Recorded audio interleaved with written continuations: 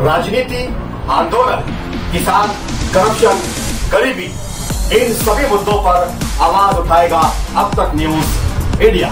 सत्ता के आगे जब भी सवाल कमजोर पड़ने लग जाए तो सवाल उठाने पड़ते हैं। बोल के लफ्ज आजाद है तेरे, बोल के सच जिंदा है अब तक। आइए दर्शकों, एक बार फिर आपका स्वागत करते हैं अब तक न्यूज पर।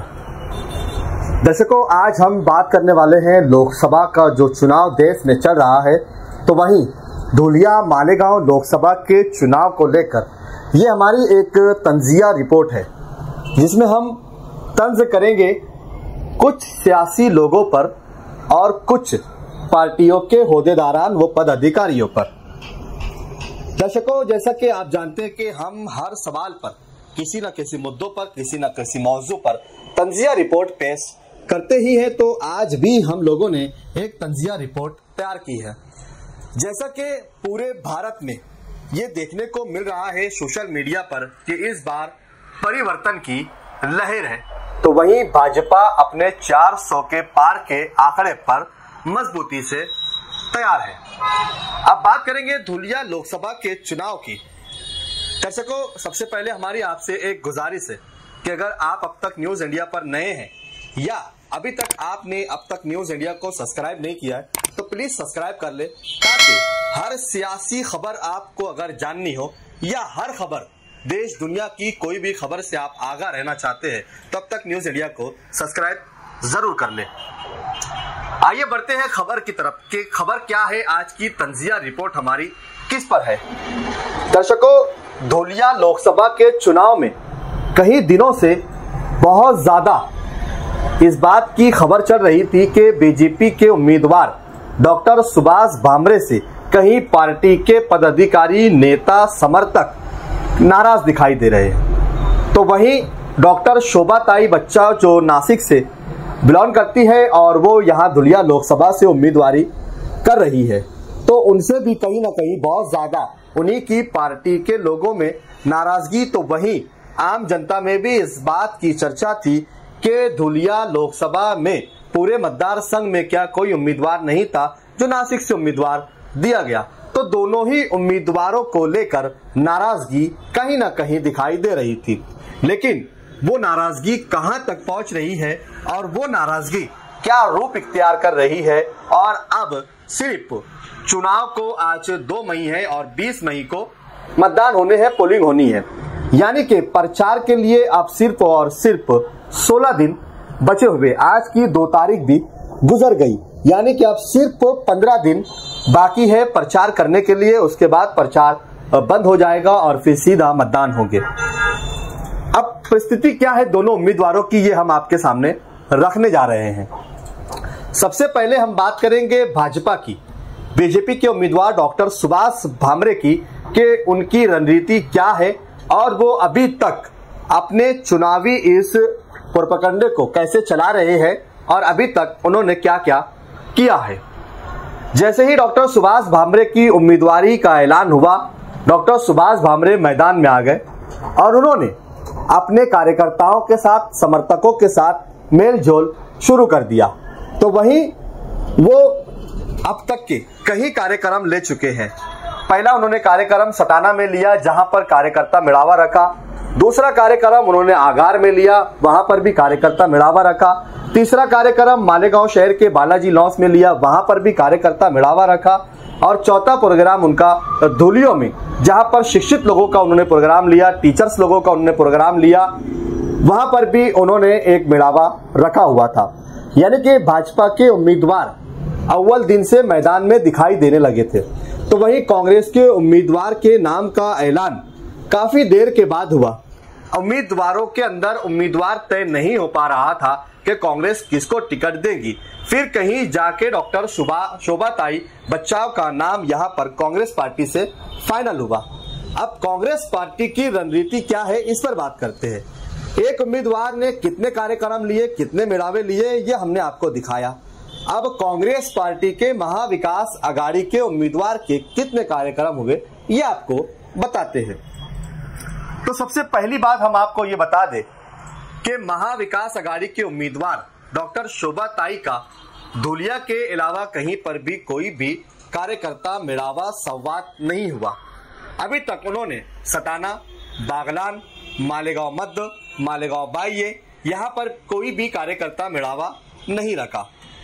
अभी तक मालेगांव मध्य की अगर बात की जाए तो मालेगांव मध्य में अभी तक कोई भी सियासी एक्टिविटी शुरू नहीं हुई है। मालेगांव मध्य में अभी तक महाविकास अघाड़ी की कोई भी पत्रकार परिषद तक नहीं हुई है। वहीं मालेगांव बाह्य की अगर बात की जाए तो मालेगांव बाह्य में सबसे ज्यादा मजबूत इस मर्तबा चुनाव में एक्टिव अगर कोई दिखाई देने वाले थे तो वो थे उद्धव बाला साहेब शिवसेना के सभी समर्थक, सभी कार्यकर्ता, वो सभी पदाधिकारी, क्योंकि चुनाव लगने से पहले इन सभी के तेवर काफी कड़क और सख्त दिखाई दे रहे थे। जहां शिवसेना पक्ष में दो गुट हुए हैं तो उद्धव बाला साहेब शिवसेना पक्ष के जो लोग हैं उनका काफी गुस्सा एकनाथ शिंदे गुट और भाजपा के ऊपर काफी गुस्सा है। अब यह गुस्सा कहां निकलेगा ये हमें पता है, आप भी जानते हैं। यह गुस्सा जनता का गुस्सा जो है वो चुनाव में ही दिख कर आता है। वहीं पद अधिकारियों का गुस्सा भी अगर कहीं दिखेगा तो चुनाव के मैदान में दिखाई देगा। लेकिन हम आपको बता देते हैं कि ये गुस्सा अभी तक कहीं पर भी मालेगांव बाह्य के मतदार संघ में दिखाई नहीं दे रहा है। इसकी वजह क्या है, कारण क्या है? क्या डॉक्टर शोभाताई बच्चाव जो महाविकास अघाड़ी की उम्मीदवार है, क्या उन्होंने अभी तक का उद्धव बाला साहेब शिवसेना के पक्ष के पद अधिकारियों से, समर्थकों से या उनके पक्ष के मानने वालों से कोई भी संवाद नहीं किया या उनसे कोई मुलाकात नहीं हुई है? क्योंकि जब से ये चुनाव शुरू हुआ है, शोभाताई मैदान में आई है, तब से लेकर हम देख रहे हैं कि उद्धव बाला साहेब शिवसेना पक्ष का कोई भी नेता कहीं पर भी दिखाई नहीं दिया। इसके पहले जब कार्यकर्ता मेड़ावा और पार्टी पदाधिकारियों की सर्वपक्षीय बैठक मालेगांव शहर के अंदर शादी के मंगल कार्यालय में रखी गई थी तो वहां पर मालेगांव मध्य के शरद पवार गुट के नेता नजर नहीं आए, तो वहीं महाविकास अघाड़ी में शामिल समाजवादी पार्टी के नेता भी नजर नहीं आए, तो वहीं उद्धव बाला साहेब शिवसेना पक्ष के नेता पदाधिकारी वहां पर नजर नहीं आए और अभी तक ये एक साथ किसी एक मंच पर कहीं पर भी दिखाई नहीं दिए हैं। अब आप खुद तय करें कि इस मर्तबा सत्य का कहना तो यही है कि इस मर्तबा परिवर्तन करना है, लेकिन परिवर्तन करने के लिए अभी तक कोई भी मैदान में दिखाई क्यों नहीं दे रहा है, ये सवाल यहाँ पैदा हो रहा है।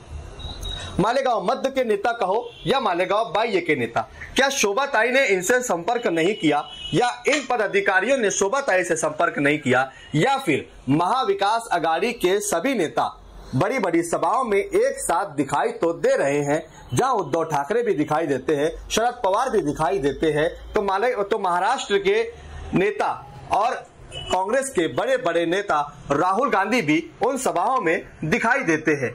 लेकिन ऊपर मंच पर सभी नेता एक साथ नजर आ रहे हैं, लेकिन धूलिया मालेगांव लोकसभा चुनाव में जो अलग अलग पार्टियों के पदाधिकारी है, होदेदारान है, कार्यकर्ता है, वो कहीं भी एक साथ नजर या दिखाई नहीं दे रहे हैं। इसके पीछे का कारण क्या है?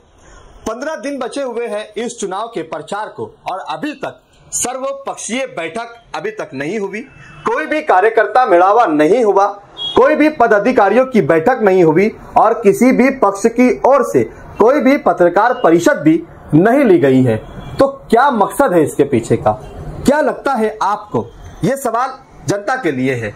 कमेंट बॉक्स में आप हमें बताइए कि आप क्या सोचते हैं।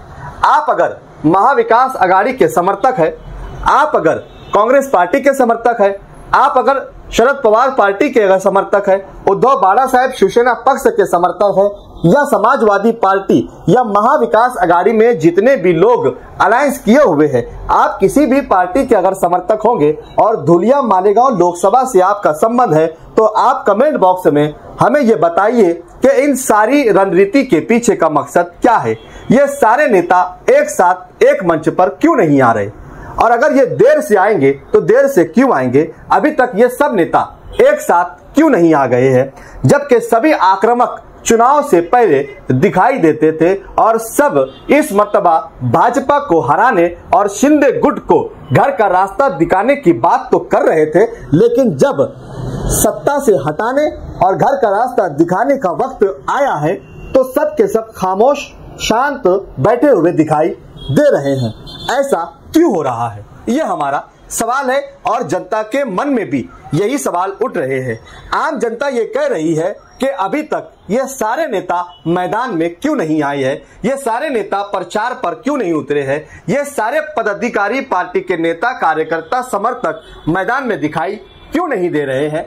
अभी हमने देखा कि 30 तारीख को कांग्रेस पार्टी की उम्मीदवार डॉक्टर शोभा बच्चाव, जिन्होंने अपना नामांकन पे पर्चा दाखिल किया है, अपना नॉमिनेशन जब वहां पर भरा है तो वहां पर भी मालेगांव मध्य और बाह्य के किसी भी पक्ष के नेता दिखाई नहीं दिए। सिवाय कांग्रेस पार्टी के मालेगांव शहराध्यक्ष के अलावा कोई भी नेता उस नामांकन रैली में ना दिखाई दिया और ना वहां के मंच पर दिखाई दिया। इससे फायदा किसको होगा? क्या कुछ लोग पर्दे से पीछे से कुछ और नई रणनीति तो नहीं बना रहे हैं? क्या इस मर्तबा महाविकास आघाड़ी को जिताना है या फिर हराना है, या महाविकास आघाड़ी के दिए हुए उम्मीदवार को क्या शराइत है जो अभी तक खुलकर सामने नहीं आ पा रही है? देखना यह है कि अब 15 दिन बचे हुए हैं और इन 15 दिनों में अब कौन से नेता कब मैदान में आते हैं, कौन से पार्टी के कार्यकर्ता समर्थक कब महाविकास आघाड़ी की उम्मीदवार के लिए मैदान में लड़ाई लड़ने के लिए और परिवर्तन की बात करने वाले इस परिवर्तन में अपना हिस्सा अपना योगदान कब देंगे, ये भी हम जरूर देखेंगे। ये तंजिया रिपोर्ट हम इसलिए बना रहे हैं कि हम पूरा मालेगांव मध्य और बाह्य जब कवरेज करने के लिए निकलते हैं तो आम जनता के सवालात हमसे ये होते हैं कि उद्धव बाड़ा साहब शिवसेना पक्ष के कोई भी नेता पदाधिकारी दिखाई नहीं दे रहे, तो वहीं मालेगांव मध्य के सभी दूसरी पार्टियों के अलायंस में जो लोग हैं वो भी दिखाई क्यों नहीं दे रहे हैं। इस प्रकार के सवालात हमसे पूछ रहे हैं, तो हमने सोचा कि ये बात हम जनता तक पहुंचाएंगे और उन पार्टियों के पदाधिकारियों तक भी इस बात को पहुंचाने की कोशिश करेंगे कि आपके इस कदम से जनता के अंदर अविश्वास पैदा हो रहा है और वो अलग अलग तरह के सवाल पूछ रहे हैं और जानना चाह रहे हैं कि सभी महाविकास आघाड़ी पार्टी के नेता व पदाधिकारी एक साथ एक मंच पर क्यों नहीं आ रहे हैं, कब आएंगे और कब चुनावी मैदान में उतरकर वो इस चुनाव का बिगुल बजाने वाले हैं। ये सवाल है।